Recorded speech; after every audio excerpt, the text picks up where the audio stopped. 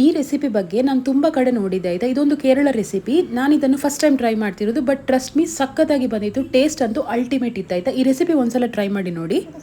ಪ್ಯಾನಿಗೆ 2 ಸ್ಪೂನಷ್ಟು ತುಪ್ಪ ಹಾಕೊಳ್ಳಿ. ತುಪ್ಪ ನೀವು ಎಷ್ಟು ಜಾಸ್ತಿ ಹಾಕಿದರೂ ಟೇಸ್ಟ್ ಅಷ್ಟೇ ಜಾಸ್ತಿ ಇರ್ತದೆ. ಇದಕ್ಕೆ 1 ಕಪ್ ರವೆ ಹಾಕ್ಕೊಂಡು ಚೆಂದ ಇದನ್ನು ಫ್ರೈ ಮಾಡಿಕೊಳ್ತಾ ಹೋಗೋದು. ಸೊ ರವೆ ಕಂಪ್ಲೀಟಾಗಿ ಫ್ರೈ ಆದ ಮೇಲೆ ಒಂದು ಬೌಲ್ಗೆ ಟ್ರಾನ್ಸ್ಫರ್ ಮಾಡ್ಕೊಳ್ಳಿ. ಒಂದು ಬಾಳೆಹಣ್ಣು, ಅರ್ಧ ಕಪ್ ಬೆಲ್ಲ, ಅರ್ಧ ಕಪ್ಪಷ್ಟು ತೆಂಗಿನ ತುರಿ, ರುಚಿಗೆ ತಕ್ಕಷ್ಟು ಉಪ್ಪು, ಇದಿಷ್ಟನ್ನು ಹಾಕಿ ಉಂಟಲ್ಲ ಚಂದ ಕೈಯಲ್ಲಿ ಮ್ಯಾಶ್ ಮಾಡಿಕೊಳ್ತಾ ಹೋಗಿ. ನೀರು ಹಾಕ್ಲಿಕ್ಕಿಲ್ಲ ಇದಕ್ಕೆ. ಬಾಳೆಹಣ್ಣನ್ನು ಚಂದ ಮ್ಯಾಶ್ ಮಾಡ್ತಾ ಹೋದಾಗೆ ಈ ಥರ ಮಿಕ್ಸ್ಚರ್ ರೆಡಿ ಆಗ್ತದೆ. ನೆಕ್ಸ್ಟ್ ಇದನ್ನು ಬೇಯಿಸಿಕೊಳ್ಳೋದು. ಸೊ ಬಾಳೆ ಎಲೆಯನ್ನು ಚಂದ ವಾಶ್ ಮಾಡಿಕೊಂಡು ಬೆಂಕಿಯಲ್ಲಿ ಬಾಡಿಸಿಟ್ಟುಕೊಂಡಿದ್ದೇನೆ.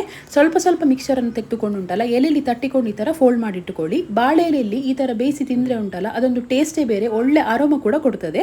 ಸೊ ನಾನಿಲ್ಲಿ ಇಡ್ಲಿ ಬೇಯಿಸುವ ಪಾತ್ರ ಉಂಟು ನೋಡಿ, ಅದರಲ್ಲಿ ಒಂದೊಂದಾಗಿ ಇಟ್ಟುಕೊಂಡು ಬೇಯಿಸಿಕೊಳ್ತಾ ಇದ್ದೇನೆ. ನೀವು ಇದನ್ನು ಹೇಗೆ ಸಹ ಬೇಯಿಸ್ಕೊಳ್ಬೋದು. So half an hour exact ಬೇಯಿಸಿದ್ರೆ ಉಂಟಲ್ಲ ಈ ರೆಸಿಪಿ ರೆಡಿ ಆಗ್ತದೆ. ಬಾಳೆಯಲ್ಲಿ ಒಂದು ಫ್ಲೇವರ್ ಮತ್ತು ಈ ತುಪ್ಪದ ಫ್ಲೇವರ್ ಉಂಟು ನೋಡಿ, ಸಕ್ಕದಾಗಿರ್ತದೆ ಈ ರೆಸಿಪಿ. ಒಂದ್ಸಲ ಟ್ರೈ ಮಾಡಿ ನೋಡಿ.